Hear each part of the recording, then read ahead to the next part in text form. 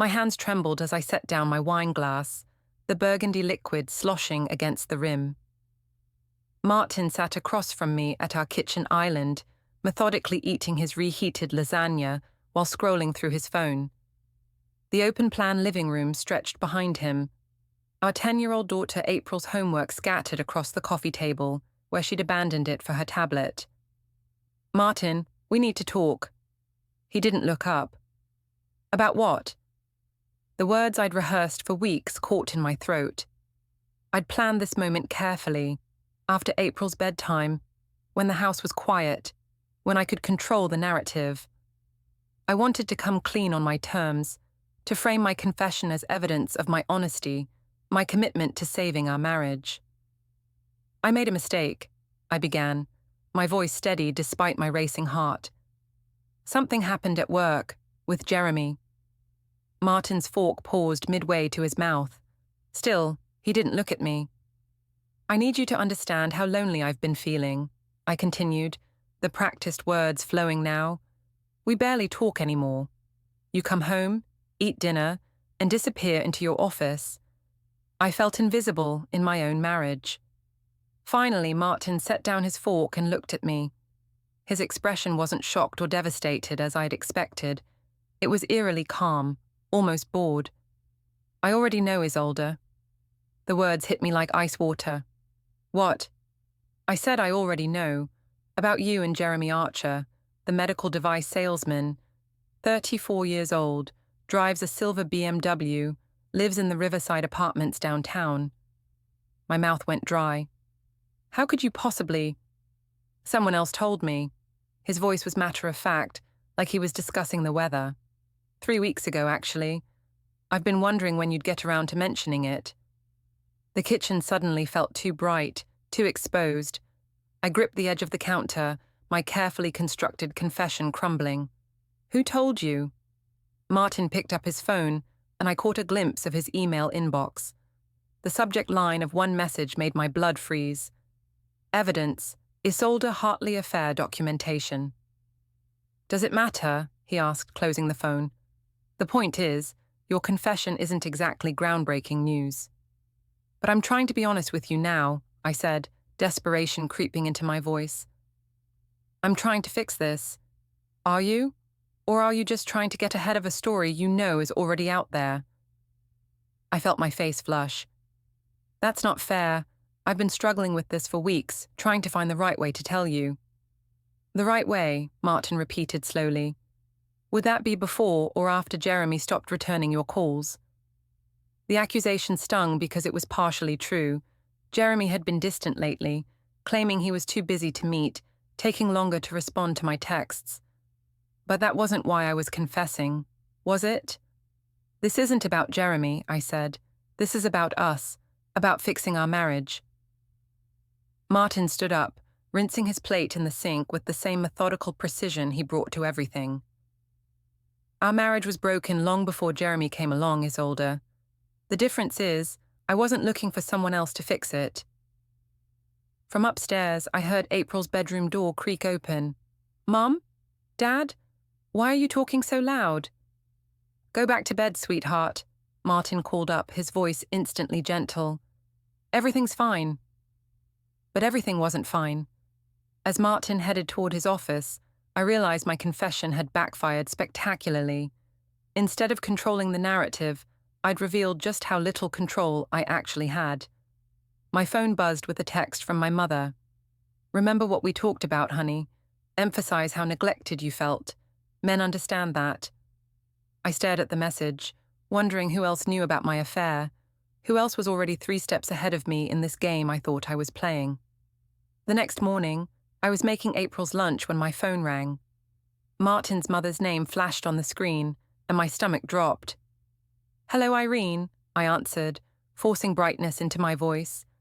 "Don't you hello me, you little tramp." Her voice was venomous, each word carefully enunciated. "I know exactly what you've been up to, and I want you to understand something very clearly. You are dead to this family now." The line went dead, leaving me staring at my phone in shock. Through the kitchen window, I watched Martin load his briefcase into his car. his movements calm and deliberate. He didn't look back at the house as he drove away. The medical clinic felt different when I walked in Monday morning. The usual chatter at the reception desk died as I passed, replaced by meaningful glances and barely suppressed whispers. I'd worked here for 8 years, built relationships with these people, shared birthday cakes and holiday parties. Now I felt like a stranger in my own workplace. "Morning, Isolde," said Dr. Patterson, the head physician, but his usual warm smile was strained. I settled into my office, trying to focus on insurance claims and patient scheduling, but concentration was impossible. Every conversation in the hallway seemed to stop when I appeared. Every glance felt loaded with judgment. During my lunch break, I found Priya Sengupta in the staff break room, stirring sugar into her coffee with unusual intensity. "Thank God you're here," I said, closing the door behind me. "I feel like I'm going crazy. Everyone's acting so weird." Priya didn't meet my eyes. "Are they? Come on, Priya, you're my closest friend here. You can tell me if people are talking." She finally looked at me, and I saw something I'd never seen before in her expression: discomfort. "Isolde, maybe we should—" "I know you probably heard something," I interrupted, "about me and Jeremy, but I need you to understand the whole story. My marriage has been dead for years. Martin treats me like a roommate, not a wife. He's emotionally cruel, Priya. Distant and cold. I was drowning in that house." Priya set down her coffee cup carefully. "Isolde, Jeremy pursued me," I continued, the lies flowing easier now. "I tried to keep things professional, but he was so persistent. And he actually listened to me, you know? He made me feel like a woman again, instead of just a mother and a housekeeper." "I don't think I should be hearing this," Priya said quietly. "Why not? You're my friend. I need someone in my corner right now." I could hear the desperation in my own voice. Everyone's going to try to paint me as the villain, but they don't know what it's like living with Martin's emotional neglect. Priya stood up abruptly. "I have to get back to work." After she left, I sat alone in the break room, my untouched salad growing warm. Through the thin walls, I could hear muffled conversations, the occasional burst of laughter that seemed to die too quickly. When I returned to my desk, there was a note tucked under my keyboard. Plain white paper, block letters. "Everyone knows, stop pretending." My hand shook as I crumpled the paper and shoved it into my purse. I looked around the office, studying faces, trying to identify the author. The receptionist, Linda, was on the phone, but kept glancing in my direction. Dr. Martinez emerged from an exam room, saw me watching, and quickly looked away. At 3 o'clock, Jeremy arrived for his monthly sales presentation. Usually, he'd stop by my office first, flash that charming smile that had gotten me into this mess. Today, he walked straight to Dr. Patterson's office without even glancing my way. I waited until his meeting ended, then intercepted him in the parking lot. "Jeremy, wait." He turned, and I saw the same discomfort in his expression that I'd seen in Priya's. "Hey, Isolde, look, I'm kind of in a hurry. We need to talk about everything that's happening." "What's happening?" His tone was carefully neutral. "People know about us. My husband knows. I told him last night." Jeremy's face went pale. "You told him?" "I had to. Someone else had already told him anyway." I stepped closer, lowering my voice. "We need to figure out how to handle this together." "Handle what together?" Jeremy backed away slightly. "Isolde, we had some good times, but I never promised you anything. You're married. You have a kid. This was always going to be complicated." The casual dismissal stung worse than any slap. "Complicated? That's all this was to you?" "I think we should probably cool things off for a while," he said, already walking toward his car, "until everything settles down." I watched him drive away, feeling more alone than ever. My phone buzzed with a text from my brother Colin. "Heard some rumors around town. Call me." Back inside the clinic, I overheard Priya on the phone in the supply closet, her voice hushed but urgent. "I'm telling you, she actually said he pursued her. Can you believe that? like she had no choice in the matter. My face burned as I realized she was repeating the exact words I'd used in the break room, the confidence I'd shared with someone I thought was my friend. That evening, I found a post on my sister-in-law Laura's Facebook page.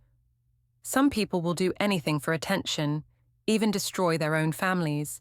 Prayers for the innocent children caught in the crossfire. The post had 17 likes and counting. Sunday dinner at Laura's house had been a monthly tradition for 5 years. Martin's sister hosted elaborate meals for the extended family. Parents, cousins, neighbors, anyone who wanted to join the chaos of kids running around and adults arguing about politics over roast beef. I almost didn't go. The smart thing would have been to stay home, to avoid the inevitable confrontation, but that would have looked like guilt, like admission. Instead, I spent an hour getting ready, choosing my outfit carefully, modest but not dowdy, confident but not defiant. Martin barely spoke to me during the drive. April sat in the back seat, unusually quiet, sensing the tension that had filled our house for the past week. "Will Aunt Laura have her famous brownies?" April asked, trying to fill the silence. "I'm sure she will, sweetheart," I said, forcing enthusiasm into my voice. Laura's house was already full when we arrived. The usual suspects were there: Martin's parents, his cousin Dave and his wife, the neighbors from across the street. But there were also faces I didn't recognize, people who seemed to study me with barely concealed curiosity as I walked in. "Isolde." Laura's greeting was overly bright, theatrical. "So glad you could make it. We weren't sure if you'd be available." The pause before available was deliberate, designed to draw attention. Conversations around us quieted as people tuned in to the subtext. "Of course I'm available," I said, matching her false cheer. "Family dinner is important." "Oh, absolutely. Family loyalty is everything, don't you think?" Irene, Martin's mother, appeared at Laura's elbow like a vulture sensing carrion. "Some people have interesting definitions of loyalty," she said, her eyes fixed on me. I felt my face heat up but forced a laugh. "Well, we all have our flaws, don't we?" "Some more than others," Irene replied. The dinner itself was an exercise in psychological warfare. Laura had seated me at the far end of the table, separated from Martin by the length of polished wood and a dozen other guests.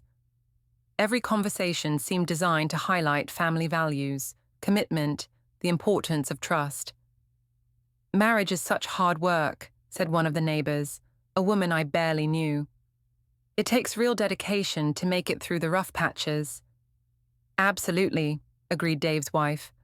"Some people just give up when things get difficult. They look for easy solutions instead of putting in the effort." I smiled and nodded, playing my part in this elaborate theater of humiliation. "Everyone handles stress differently," I said carefully. "True," Laura chimed in. "Some people handle it by talking to their spouses. Others—" She let the sentence hang, taking a sip of wine with exaggerated thoughtfulness. April, sitting between her father and grandfather, looked confused by the adults' strange conversation. She kept glancing between me and Martin, trying to understand why everyone was being so weird. The real blow came during dessert. Laura stood up, wine glass in hand, and called for attention. "I'd like to make a toast," she announced, her voice carrying across the now quiet dining room. "To new beginnings, to the courage to start fresh when old relationships become toxic, to recognizing when it's time to cut out the bad influences in our lives and focus on what really matters." She raised her glass, looking directly at me. "To family, real family, the people who stand by you when others betray your trust." The toast was met with enthusiastic agreement from most of the table. I sat frozen, my face burning with humiliation as glasses clinked around me. A few people looked uncomfortable, but no one spoke up in my defense. Martin stood up quietly, his chair scraping against the hardwood floor. "Where are you going, son?" his father asked. "Home," Martin said simply. "April, get your coat." "But we haven't finished dessert," April protested. "We're finished here," Martin said, his voice carrying a finality that made my stomach drop. He walked out without looking at me, April trailing behind him with confused backward glances. I sat at the table for another few minutes, trying to salvage some dignity, but the conversations around me had turned to other topics. I'd been dismissed, erased from the family narrative as efficiently as deleting a file. When I finally got home, I found my suitcase sitting outside the master bedroom door. The lock had been changed. I knocked softly. "Martin, can we please talk about this?" "The guest room is made up," came his voice through the door. "We'll discuss arrangements tomorrow." I stood in the hallway, holding my suitcase, feeling like a stranger in my own home. Through April's cracked bedroom door, I could hear Martin reading her a bedtime story, his voice gentle and patient. My phone buzzed with a text from my mother. "Just smile and they'll forget. These things blow over if you don't make a big deal of them." But as I lay in the unfamiliar guest bed, staring at the ceiling, I knew this wasn't going to blow over. The dinner had been a public execution, and I'd been too naive to see it coming. I met Jeremy at our usual cafe downtown, the trendy place with exposed brick walls and overpriced coffee that we'd discovered during our early lunch dates.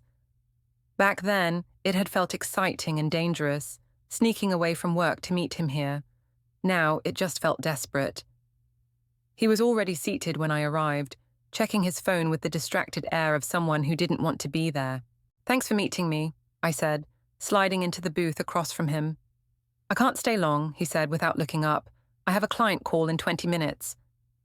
"Jeremy, we need to talk about what's happening. My whole life is falling apart." He finally looked at me, and I saw something I'd never seen before in his expression: annoyance. "What exactly do you want me to say, Isolde? We both knew this was risky."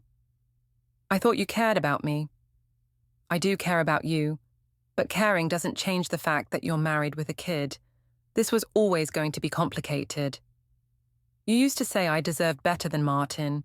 You said he didn't appreciate me." Jeremy shifted uncomfortably. "Look, I'm sorry things are rough right now, but I can't be your emotional support system. It's too messy." The casual dismissal felt like a physical blow. "Too messy? I'm losing my family, my friends, my reputation, and you think it's too messy? That's exactly why we need to step back. This whole situation has gotten out of hand."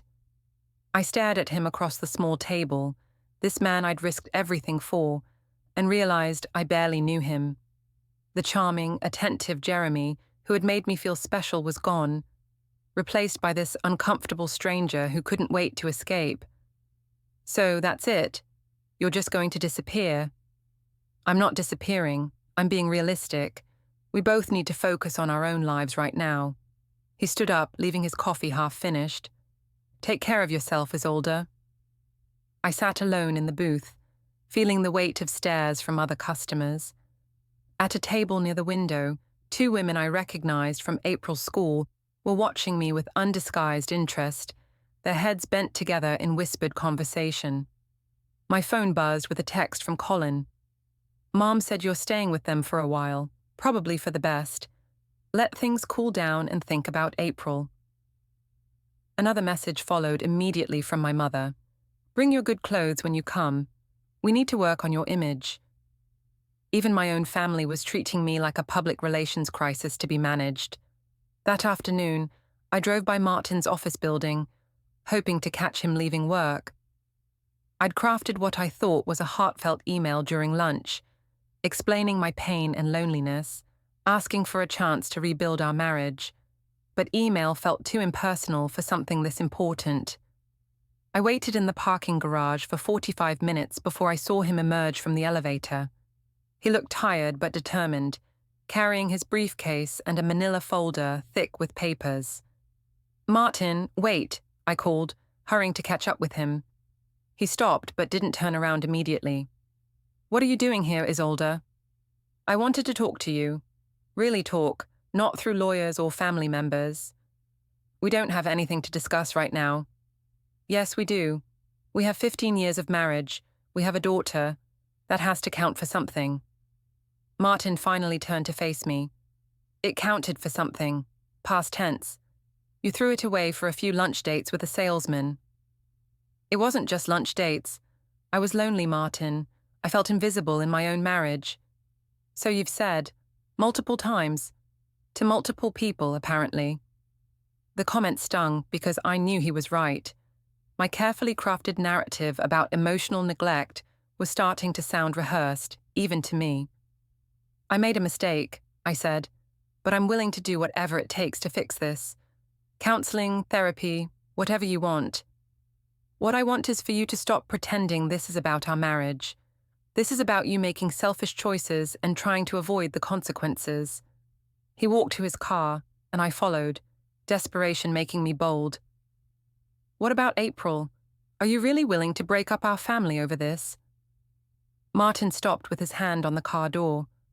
I'm not the one who broke up our family, Isolde. You did that when you decided Jeremy Archer was more important than your husband and daughter. That's not fair. You know that's not how it happened. Actually, I know exactly how it happened. I have a very detailed timeline, thanks to your text messages and credit card statements. The mention of evidence made my blood run cold. You've been spying on me. I've been protecting myself, and April, something I should have started doing a long time ago. He got in his car and drove away, leaving me standing alone in the parking garage, feeling more isolated than ever. That evening, my phone buzzed with notifications from the parent group chat for April's class. Someone had screenshot a photo of me at the cafe with Jeremy from weeks ago, and the discussion had exploded with speculation and judgment. Poor Martin, read one message. And that little girl, how selfish can you be? I heard she's been carrying on for months, read another, right under his nose. I scrolled through dozens of messages, watching my reputation crumble in real time.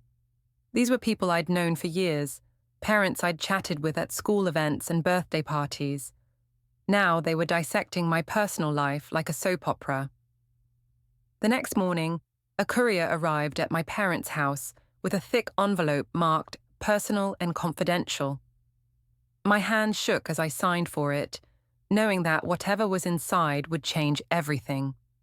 The law office of Henderson and Associates looked exactly like what it was: expensive, intimidating, and designed to make people like me feel small. The receptionist, a woman with steel-grey hair and disapproving eyes, directed me to a conference room where Martin was already seated with his attorney. I barely recognized my husband. Gone was the rumpled, distracted man who forgot to take out the trash and fell asleep watching Netflix. This Martin wore a crisp navy suit and had the focused intensity of someone who'd been preparing for battle.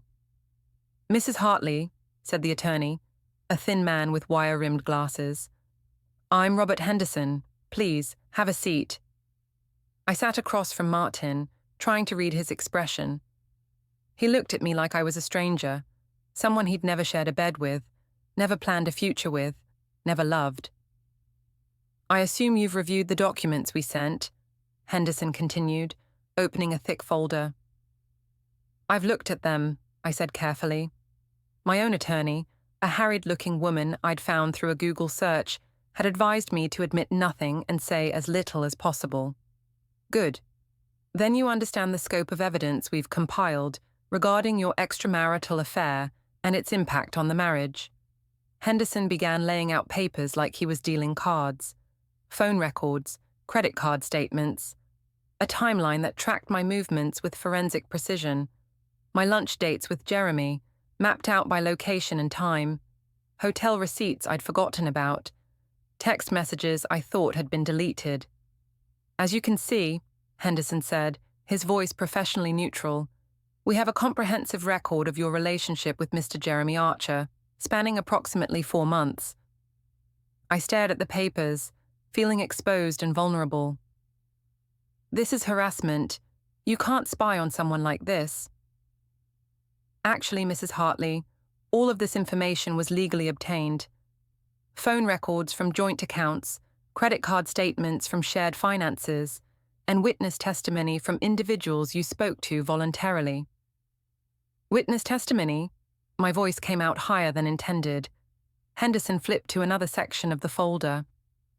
Your colleague, Priya Sengupta, provided a statement regarding conversations you had with her about your relationship with Mr. Archer. Your sister-in-law, Laura Hartley, documented several occasions where you made disparaging comments about your husband. Your mother-in-law, Irene Hartley, has provided testimony about your behavior at family gatherings. Each name felt like a betrayal. These were people I'd trusted, people I'd confided in during moments of weakness and frustration. I was venting to friends, I protested. Everyone complains about their spouse sometimes. Perhaps, Henderson agreed, but not everyone uses those complaints to justify adultery. Martin spoke for the first time since I'd entered the room. Show her the financial analysis. Henderson pulled out another set of papers. We've identified approximately $3,000 in marital funds used to facilitate your affair. Restaurant bills, hotel rooms, gifts, clothing purchases made specifically for your meetings with Mr. Archer. I felt my face burn. Those amounts are tiny compared to our overall budget. The amount isn't the issue, Mrs. Hartley. The deception is, you used family money to fund an extramarital relationship while lying to your husband about your activities. I want to see April, I said suddenly, changing tactics. Whatever problems Martin and I have, I'm still her mother. Custody arrangements will be determined based on what's in the child's best interest, Henderson replied. Given the evidence of deception and the disruption to the family unit, we're recommending supervised visitation initially. Supervised visitation? She's my daughter. For the first time, Martin's composure cracked slightly. You should have thought about that before you decided Jeremy was more important than our family. That's not what happened, I said, but the words sounded weak even to me. Isn't it? Martin pulled out his phone and began reading. Text message from you to Jeremy, dated 3 weeks ago. Can't wait to get away from here and be with someone who actually appreciates me. Another one. Martin would never think to surprise me the way you do. And my personal favorite, sometimes I wish I could just disappear and start over with you. Each message hit like a physical blow. I'd written them in moments of frustration and fantasy, never thinking they'd be used as evidence against me in a sterile conference room. You saved my private messages? Jeremy forwarded them to me, Martin said simply, along with several others. Apparently, he was getting uncomfortable with how serious you were getting about leaving your family. The betrayal was complete. Not only had Jeremy abandoned me, he'd actively helped destroy me. I never actually planned to leave, I said desperately.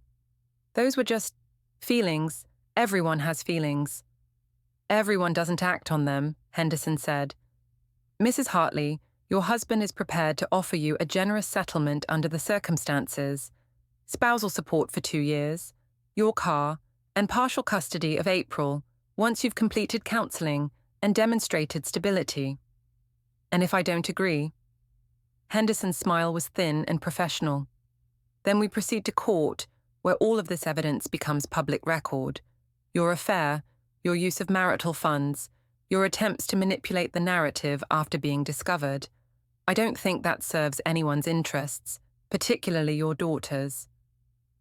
I looked at Martin, searching for any sign of the man I'd married, the father who used to read bedtime stories and make pancakes on Sunday mornings. Is this really what you want? I asked him.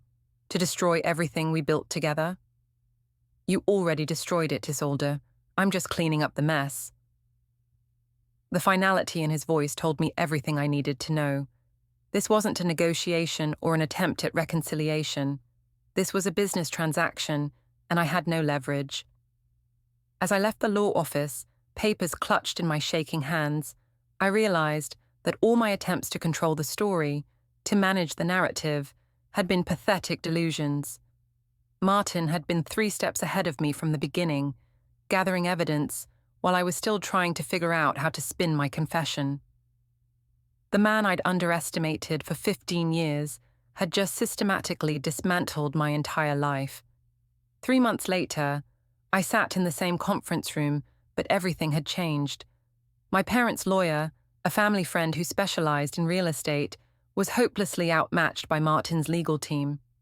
The evidence against me had only grown stronger with time. "Mrs. Hartley," Henderson began, "we've reached the final phase of these proceedings. Are you prepared to accept the terms we've discussed?" I looked at the settlement agreement one more time. Supervised visitation with April every other weekend. Spousal support for 18 months, reduced from the original 2 years after my lawyer's failed attempts at negotiation. My car and personal belongings, but no claim to the house or Martin's retirement accounts. "What about counseling?" I asked. "If I complete therapy, can we revisit the custody arrangement?" "That's possible," Henderson said carefully, "but it would require demonstrated change over an extended period, and Mr. Hartley would have final approval over any modifications." Through the conference room window, I could see the courthouse parking lot. Martin's car was there, and I knew April was waiting inside with her grandmother. My daughter, who used to run to me when I picked her up from school, now seemed nervous and uncertain during our brief, supervised visits. "The court has reviewed all evidence and testimony," Henderson continued. "Financial records, witness statements, psychological evaluations, and April's own expressed preferences." That last part stung the most. During her interview with the family counselor, April had said she wanted to stay with Daddy because Mummy makes him sad, and sad people can't take care of kids properly. "I need you to understand something," I said, looking directly at Martin. "I never meant for any of this to happen. I was lonely and made terrible choices, but I never stopped loving you or April." Martin's expression didn't change. "I know you believe that, Isolde. But love isn't just a feeling. It's a choice you make every day. And for months you chose Jeremy over your family. I chose attention and validation. I chose feeling wanted and appreciated. You had stopped seeing me as anything but a wife and mother. And you stopped seeing me as anything but an obstacle to your happiness." The truth of that statement hung in the air between us. I had stopped seeing Martin as a partner and started seeing him as the reason for my dissatisfaction with life. "The custody arrangement includes provisions for April's therapy," Henderson said, bringing us back to the business at hand. "She's been affected by the family disruption and needs professional support." "What does she know about everything?" I asked. "She knows her parents are divorced because Mommy broke important promises," Martin said. "She doesn't need to know the details, but she's not stupid. She understands that actions have consequences." I signed the papers with a hand that barely shook anymore. The past 3 months had drained me of most emotions, except a dull acceptance of my new reality.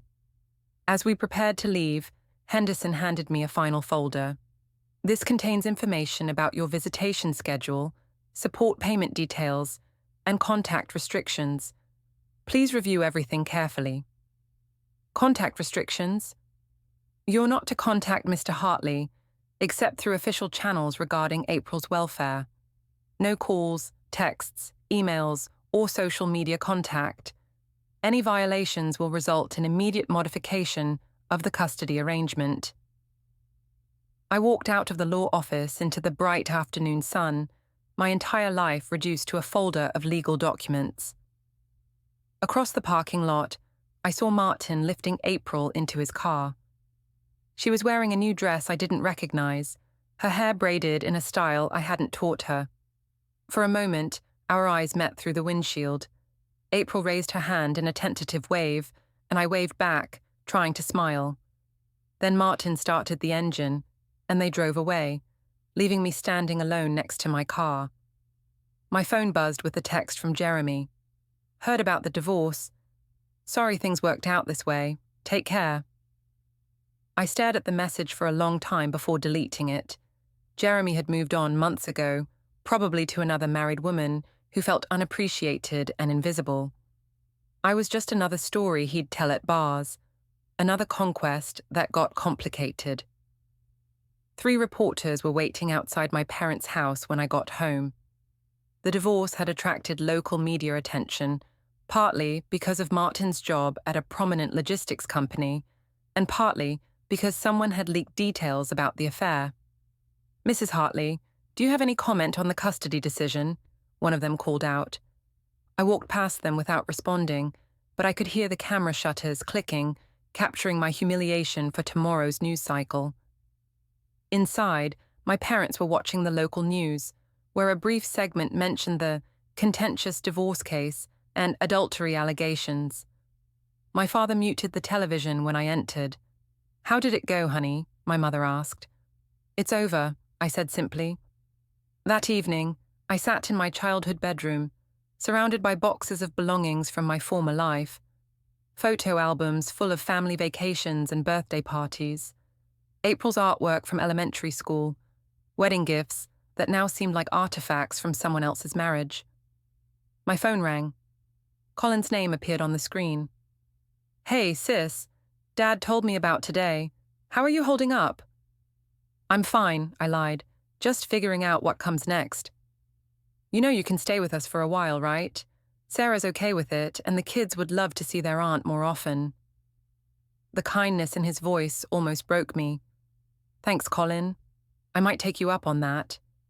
For what it's worth, I think Martin was too harsh.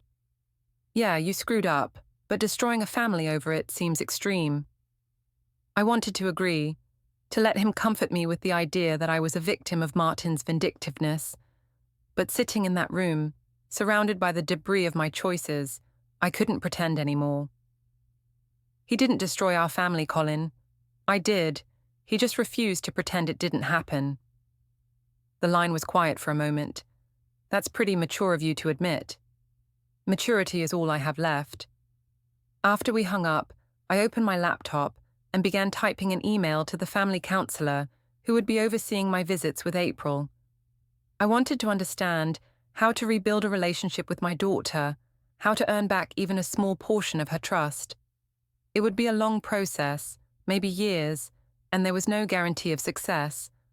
But for the first time since this whole nightmare began, I was focused on someone other than myself. Outside my window, I could see the lights of my old neighborhood, where Martin and April were probably settling into their evening routine without me. I had spent months trying to control the narrative, to make myself the victim of circumstances rather than the author of my own destruction. But the truth was simpler and more painful than any story I'd tried to tell. I had gambled my family on the attention of a man who never loved me, and I had lost everything that mattered. The reporters were gone by morning, moved on to fresher scandals and newer tragedies. My story was already old news, a cautionary tale that people would forget by next week. But Martin and April would remember, and so would I.